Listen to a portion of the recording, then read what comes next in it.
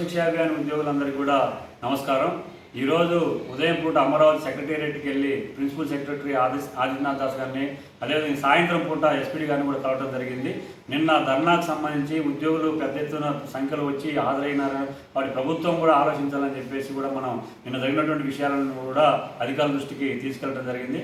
ఆదిత్యనాథ్ దాస్ గారితో మాట్లాడినప్పుడు కాంట్రాక్ట్ పద్ధతిలో ఉన్నటువంటి వాళ్ళందరికీ, ప్రధానంగా టీచింగ్ స్వభావం ఉన్నటువంటి వాళ్ళందరికీ కూడా మేము ఖచ్చితంగా టైం స్కేల్ అమలు చేయడం కోసం జీవో నెంబర్ 12 ఎవరికైతే అప్లికబుల్ అవుతుందో వాళ్ళందరి వివరాలు కూడా పంపించమని చెప్పేసి ఇప్పటికి ఎస్పీడీ గారికి పంపించి ఆ వివరాలు రాగానే మేము నిర్ణయం తీసుకుంటాము అని చెప్పేసి చెప్పడం జరిగింది.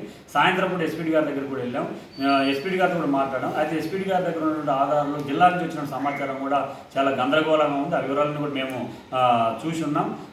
అయితే ఎస్పీడీ గారి ఆఫీసులో మనకు వచ్చిన సమాచారం, ఎస్పీడీ గారితో మాట్లాడిన వచ్చిన సమాచారం ఏమంటే పిఏపీ అప్రూవల్లో ఉన్నటువంటి పోస్టులు, కాంట్రాక్ట్ పద్ధతిలో ఉన్నటువంటి పోస్టులు, అది కేజీబీలో టీచింగ్ కానీ, నాన్ టీచింగ్ కానీ, ఇతర విభాగాల్లో ఉన్నటువంటి కాంట్రాక్ట్ ఉద్యోగులు కానీ, వీళ్ళందరినీ కూడా మేము జీవో నెంబర్ 12 కింద టైం స్కేల్ అమలు చేయాలన్నటువంటి ప్రతిపాదనలు మాత్రం ప్రభుత్వానికి పంపుతామని చెప్పేసి ఎస్పీడీ గారు చెప్తున్నారు. అది ఇప్పటి వరకు వచ్చినటువంటి వివరాలు మాత్రం చాలా గందరగోళం ఉంది కాబట్టి ఇంకా నిర్దిష్టంగా అధ్యయనం చేసి వాటిని ఫిల్టర్ చేసిన తర్వాత మేము పంపిస్తామని చెప్పాం. మేము కూడా పంపించేటువంటి సమాచారము మళ్ళీ పగడ్బందీగా పంపించండి, నిర్దిష్టంగా పంపించండి, 1-2 రోజులు ఆలస్యమైనా కూడా మీరు సమయం తీసుకుని కూడా పంపించమని చెప్పేసి మన ఎస్పీడీ గారు కూడా చాలా స్పష్టంగా చెప్పడం జరిగింది. అయితే కొంతమంది ఇప్పుడు ఉద్యోగ సంఘాల నాయకుల పేరు చెప్పుకుంటుంటే కొంతమంది జేఏసీ మీద అవాకులు చవాకులు పేలుతూ ఉన్నారు, వాట్సాప్లో మెసేజ్లు పెడతా ఉన్నారు.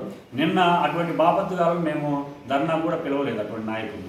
మాకు తెలుసు ఈ 4.5 సంవత్సరాల్లో ఏ రోజు కూడా ఉద్యమం చేయనటువంటి కొంతమంది నాయకులు నిన్న జేఏసీ ఆధ్వర్యంలో జరుగుతున్న ధర్నాలు దొరబడి అలజడి సృష్టించడం కోసం మొత్తం మన కార్యక్రమాన్ని నిర్వీర్యం చేసి గందరగోళం చేయడం కోసం కొంత ప్రయత్నం చేశారు.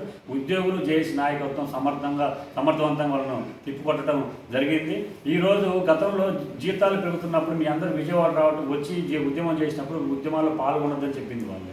ఈరోజు అవుట్సోర్సింగ్ ఏజెన్సీలకు వ్యతిరేకంగా ఒక్క చోట కూడా పల్లెత్తి మాట అన్నారు. పొద్దున్న లేస్తే గంటా శ్రీనివాసరావు ఇంట్లో కూర్చొని స్వాతి ముత్యంలో కమలాసన్ లాగా భజన చేసుకుంటూ మొత్తం పైరవీలు చేసుకుంటూ హెచ్ఆర్ పాలసీ ఇస్తామని చెప్పేసి మీరు డబ్బులు ఇవ్వని చెప్పేసి వసూలు చేసుకుంటున్న బాపతగాలందరూ కూడా ఈరోజు జేఏసీ మీద చిల్లర మాటలు మాట్లాడుతున్నారు. ఇవన్నీ కూడా ఉద్యోగులు కూడా గమనించాలని చెప్పేసి మేము మీ అందరికీ కూడా విజ్ఞప్తి చేస్తూ ఉన్నాం. ఈరోజు ఉద్యోగులు టర్మినేట్ చేసినప్పుడు వీళ్ళు మాట్లాడు, ఏజెన్సీలు వచ్చి మొత్తం కాంట్రాక్ట్ పద్ధతిలో ఉన్నటువంటి ఉద్యోగులందరినీ అవుట్సోర్సింగ్లోకి మారుస్తామని వీళ్ళు మాట్లాడరు, ఉద్యోగులకు ట్రాన్స్ఫర్స్ సమస్య వచ్చినప్పుడు వీళ్ళు మాట్లాడరు, జీతాల పెంపుదలకు సంబంధించిన సమస్య వచ్చినప్పుడు మాట్లాడరు. అంటే ఉద్యోగులకు సంబంధించి ఏ సమస్య వచ్చినా మాట్లాడినటువంటి వాళ్ళు గంటా శ్రీనివాసరావుకి ప్రభుత్వానికి అనుకూలంగా ఉండి మంత్రి ఇంట్లో ఊడిగం చేసేటువంటి ఒకరిద్దరు నాయకుడిని దొరబడి గందరగోళం చేయాలని చెప్పి చూస్తూ ఉన్నారు.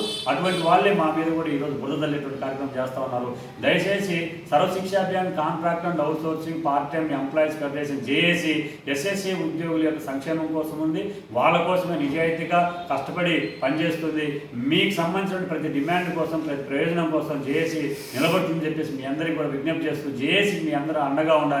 వాట్సాప్లో జరిగిన దుష్ప్రచారాలు నమ్మొద్దు. నిన్న జరిగినటువంటి టెంటు మన కార్యక్రమం యొక్క ఖర్చులు, వచ్చినటువంటి డబ్బుల వివరాలు అన్నీ కూడా మీ అందరికీ పెట్టడం జరిగింది.